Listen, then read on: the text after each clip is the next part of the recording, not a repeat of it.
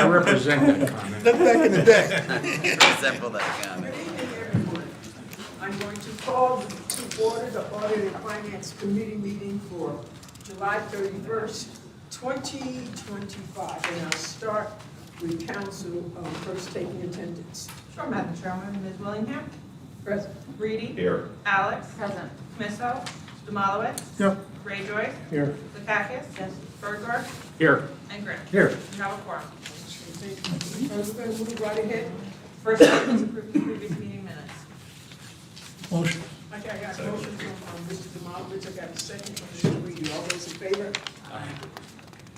Item, All those, y'all will vote? I did. Aye. Yeah, we ayed. Okay. All those in favor? Aye. Opposed? Unanimous. Thank you very much. Items 2, 3, and 4 are tabled at request of sponsor. We're going to jump to item 7, which is a bond resolution of the County of Albany, New York, authorizing the network upgrades for the Albany County Sheriff's Office, stating the estimated maximum cost thereof is $1.5 million, appropriating said amount therefore, and authorizing the issuance of $1.5 million bonds of said county to finance said appropriation. The sheriff is here this evening. Hi there.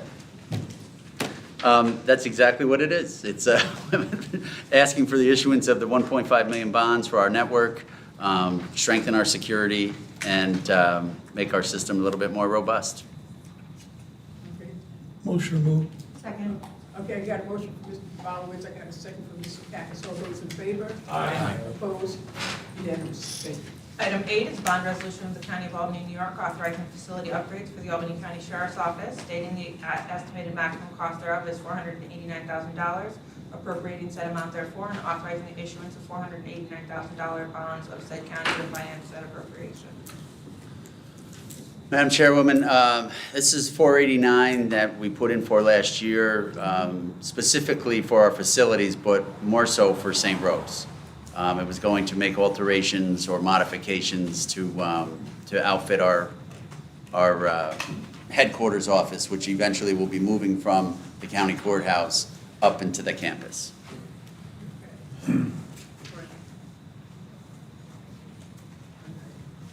Yes, Mr. Joyce. Are we keeping a space in the courthouse?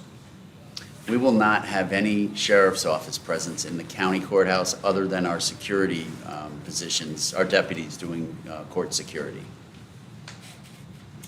You approve that? Is that something you approve and you think? Yeah, it's I'm okay wise? with it. You know what, sir? This area is very congested. Our employees are walking all over the place to get to work. It's not even good for our constituency because they come down here to get pistol permits, go to the clerk's office, go down and get fingerprinted, whatever the case may be. They go in, the little bit of time they're with us, they go out and they got a $100 parking ticket. Yeah. If they're lucky enough to get a spot. So, yeah, I'm okay with it. I was a little hesitant at first, but we've gone up, we've toured a few buildings. I think it'll be a great opportunity for not only the men and women of the department, but the constituency out there as well. Yeah, it's in my district. I appreciate you moving into my district and your presence there. I just know that we should have a presence down. Well, I'll still have like 30 plus 40 guys down in the Okay. judicial building. And we'll be doing all the security and everything else. It's just that our civil offices, legal offices, internal affairs, my office, will be moving out. Did they finalize a building yet in the space? Well, not really. We have two buildings that we're looking at. Either one will outfit us fine. But I know they'd like us to go to another one as well that we looked at today, as a matter of fact. And that would outfit us perfectly as well. Okay, thank you.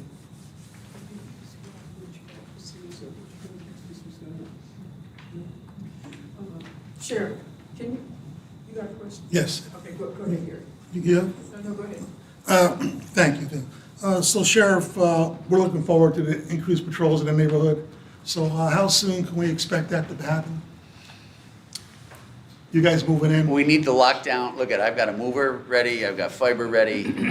Our technology is all set to go. One building is pretty much plug and play. We could be in it in no more than 45, 50 days. In the meantime, worst case scenario, probably 6 weeks. But By fall? we're trying, by fall. But we're trying to keep a presence up there anyway because, let's be real, it's a huge campus and no activity. It Right. just has a huge invitation for trouble. Thank you, thank you. All right. Does anybody have any other questions? Okay. I'll second. Okay, I have a question. Where, what buildings are we talking about here? So I don't have the map in front of me, but I believe the first one is what's called the Huther Business Center. So if you're on Madison, in the area of like 996, I think it is, it's the Huther Business Center, and then right behind it is the Hearst Center. I would occupy half of the Hearst Center. The county executive has claimed the right side, and then the building in the front.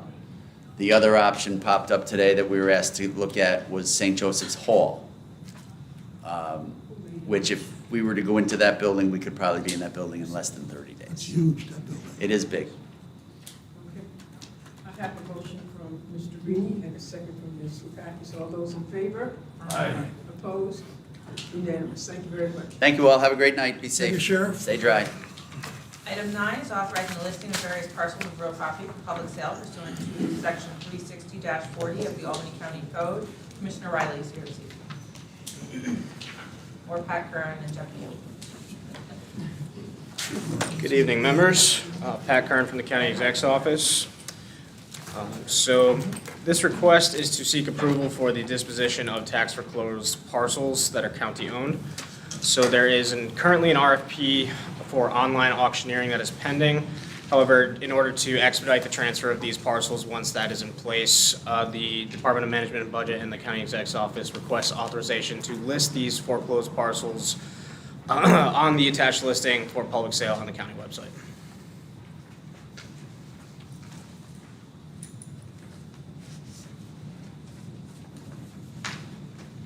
Okay, does anybody have any questions? How will the procedure work? You say you don't have the auction infrastructure up yet, but if you list it on the county website, how will people express interest and move forward? Are we moving forward under the old structure, or are we waiting for a new structure? So we have to follow the county disposition plan regardless. So given the adoption of the new disposition plan, wherever possible, we're going to be listing these properties up for public auction. We do have the ability in the county exec's office for special circumstances to do private property conveyances.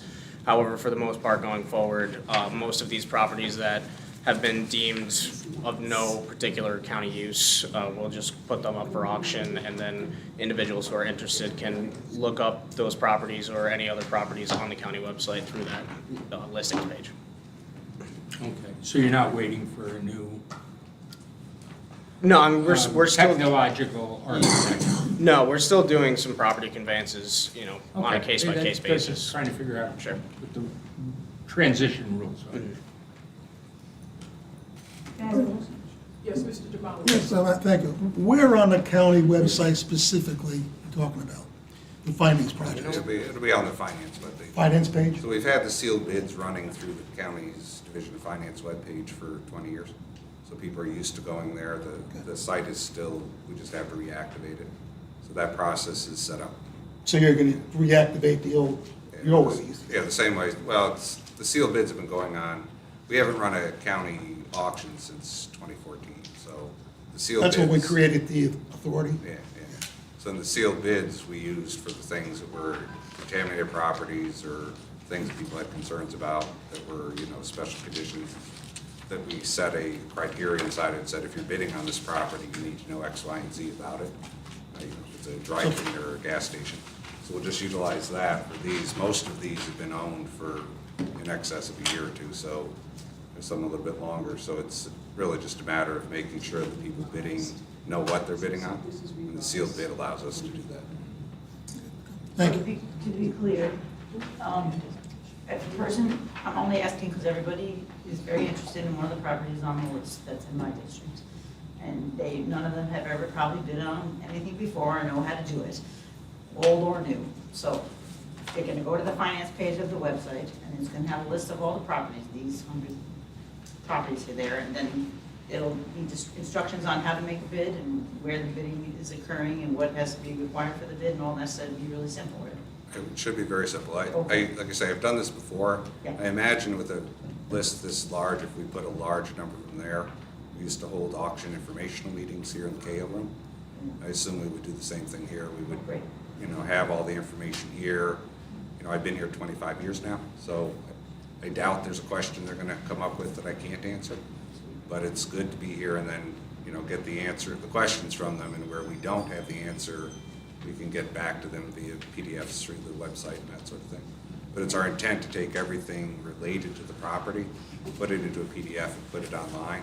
Whereas in the past, we used to have them come look at the property folders during work hours, during a work day. It was a bit of a nightmare. But if I can get everything onto a PDF scanned in there, they can do the research, they can ask questions via email, we can answer them as those come in.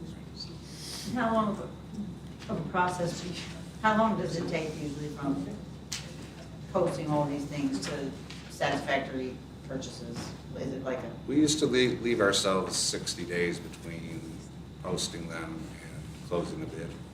I mean, some of the sealed bids here, if it's a vacant lot, I don't think you probably need to do that.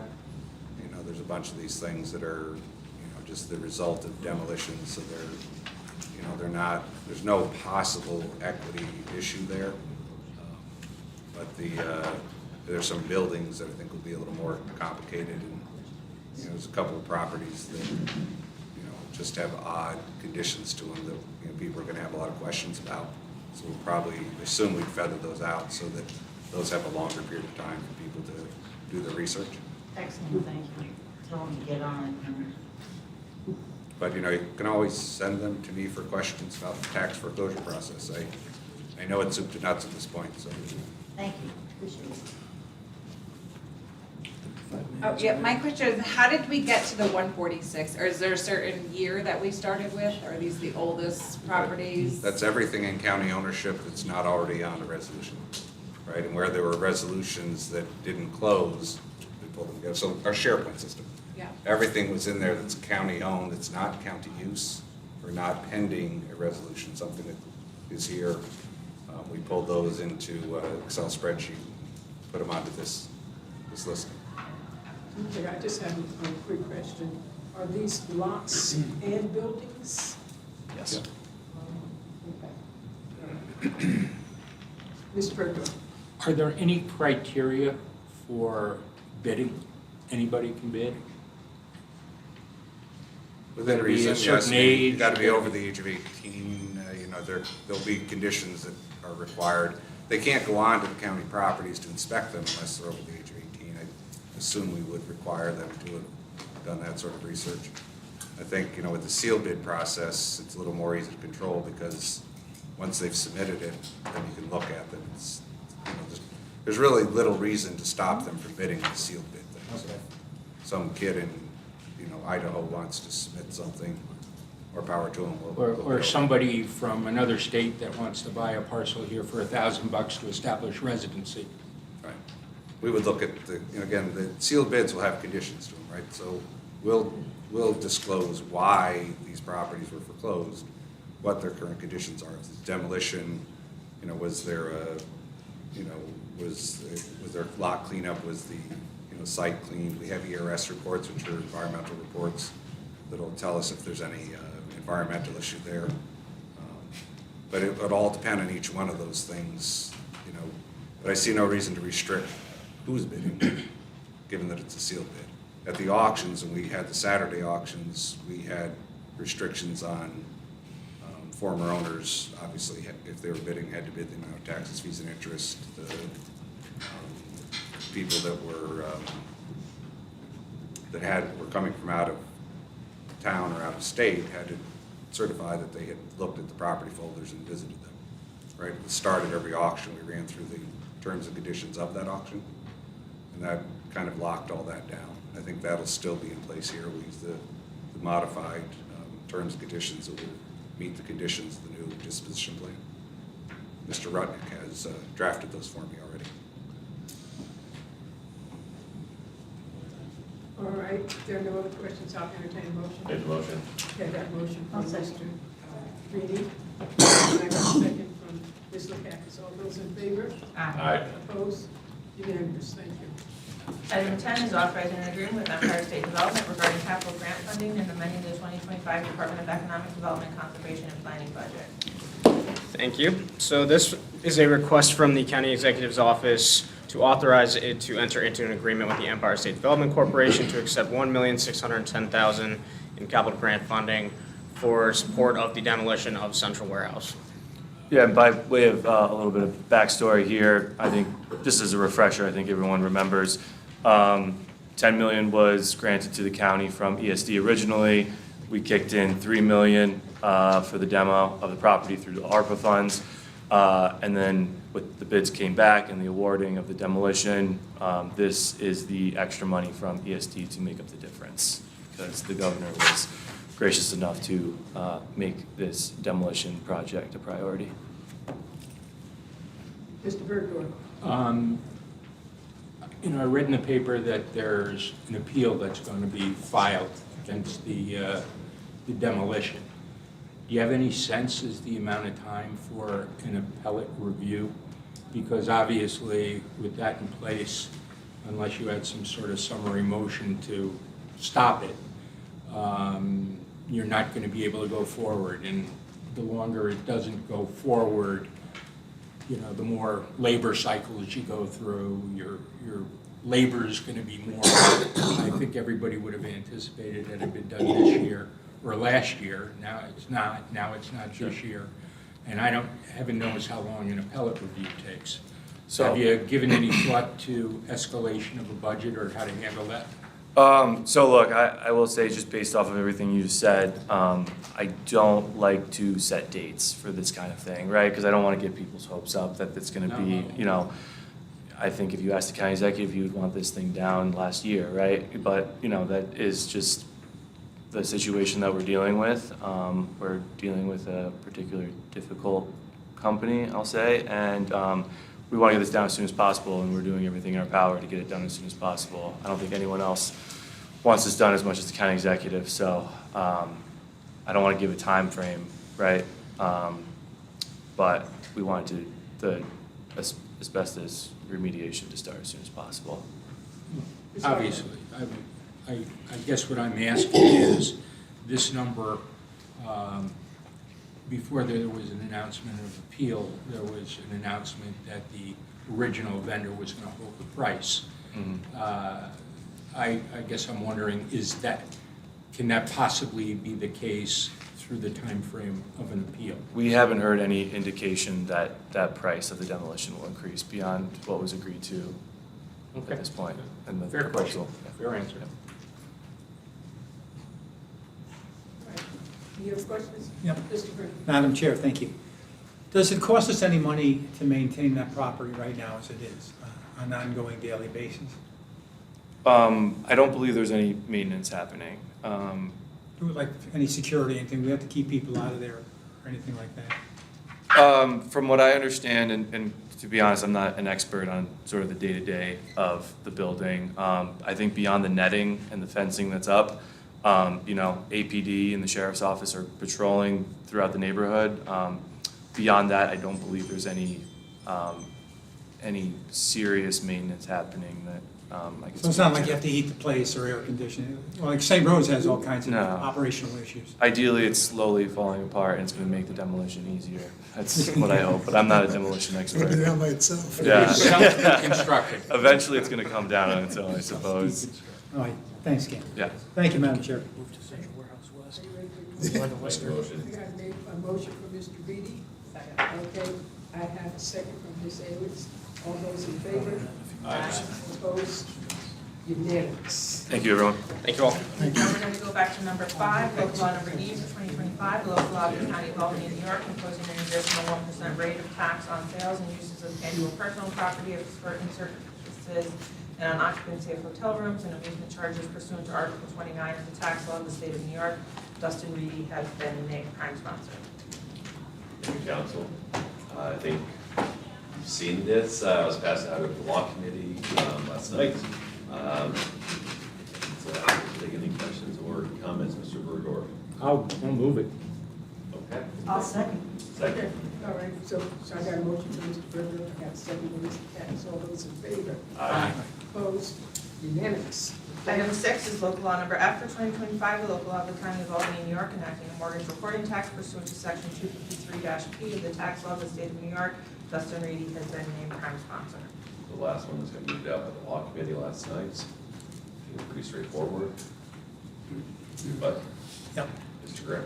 Yeah, I think especially now when housing affordability is so important, it seems to me it's a little crazy to say if you really want to buy your first home, we're going to whack you with the mortgage tax. I've always been against the mortgage tax and always will, so I'm opposed. Noted, sir. I'll make a motion. Maybe okay, I got a motion from Ms. LaCack. I'll second. And a second from Mr. Reedy. All those in favor? Aye. Opposed? Opposed. Or no further items. If there are no further items, I have a